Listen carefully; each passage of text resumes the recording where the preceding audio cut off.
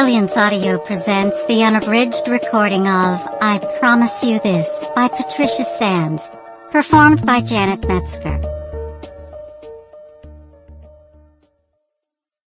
Chapter 1. Rain pelted down. The limo crawled along in a clog of traffic. For the most part, the rhythmic slap of the windshield wipers was all that broke the silence. Philippe knew that Kat was struggling to keep her composure. He kept the conversation light and brief as they looked out from the back seat. Now you see why I never take a taxi into Paris from the airport. At least with a hired car and driver, I don't have to watch the meter skyrocket if we get caught like this. Kat nodded, expressionless, staring straight ahead. She thought it fitting that the weather was as gloomy and dark as the feelings she was fighting. When the familiar landmarks of the left bank came into view, her mood began to lift. She leaned her head back against the seat, her hand nestled in Philippe's. This is reminding me of my visit here last June, and the words of Oncle Francois.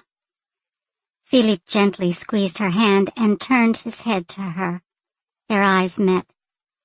Your lunch with him was the start of my good fortune.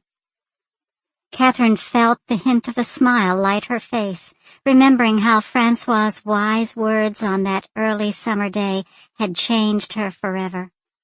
She could hear his kindly voice with its charming accent now, as she often did. Life is full of choices. Don't be afraid to make them. Live it well. It was her first cheerful thought since they'd received the phone call about Molly's life-threatening accident not even 24 hours earlier. Molly was now in a hospital, in an induced coma.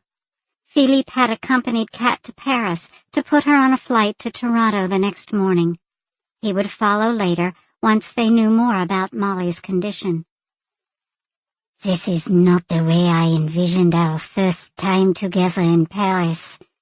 We'll return in the spring, when the trees are in blossom, and we're happy. April in Paris, sighed Catherine, feeling a rush at the thought. Philippe leaned into her and sang a few lines of that romantic old tune. Kat laughed in spite of herself and thanked him with her smile. He slipped his arm around her shoulder, pulling her close. Who makes... Sample complete. Ready to continue?